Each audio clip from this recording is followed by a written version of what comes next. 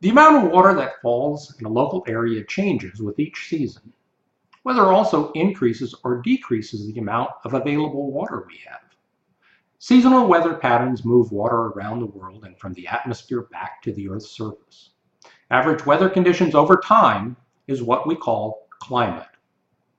How much water a certain region will have in a given part of the hydrologic cycle depends on factors such as the amount of rainfall, the effect of temperature on evaporation, the amount of water that plants use during the growing season.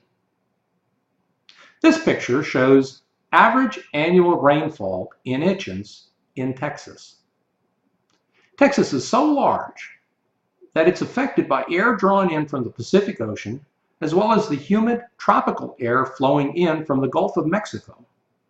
The state's vast size also means climate varies greatly from north to south and east to west. Rainfall increases going from west to east. The wet season doesn't happen at the same time everywhere.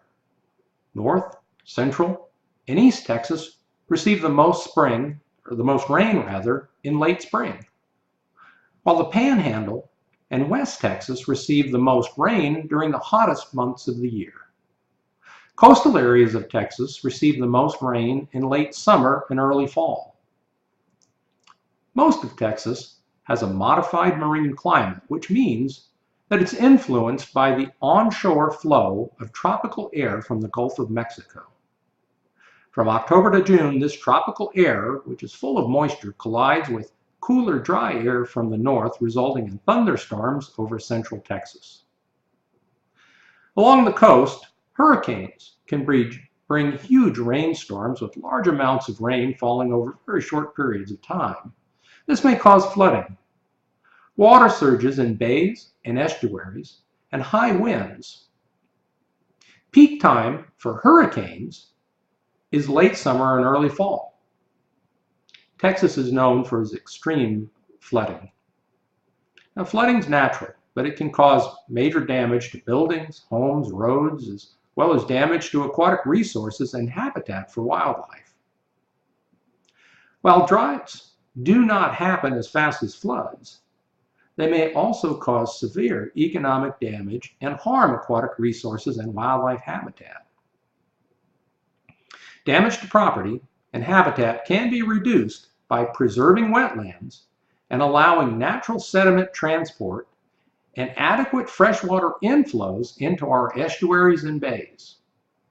Temperatures also vary throughout the state, with coldest temperatures in the north and warmest in the southwest. Now, this is an area known as the Trans-Pecos. Water also plays a role in temperature. In dry areas, the difference between the highest and lowest temperatures is larger than in more humid areas. Water in the atmosphere, called humidity, buffers large changes in daily temperature.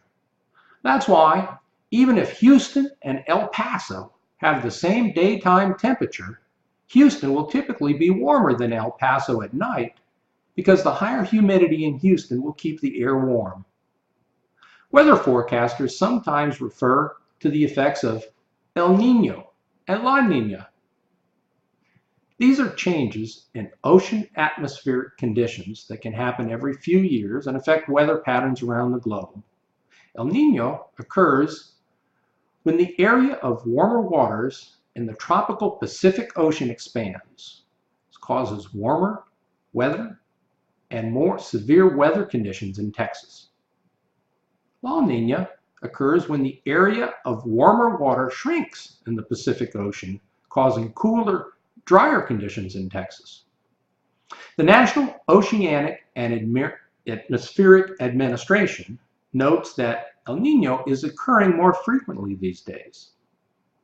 Is there a connection between this frequency and global warming? Will we have more severe weather because of this? According to NOAA, these are important research questions facing scientists today. Many scientists believe we are now encountering a period of rapid climate change. Overall, however, Texas is known for extremes already in its weather, from droughts to floods to freezing temperatures and to burning heat. All are present and all are relatively common in our state.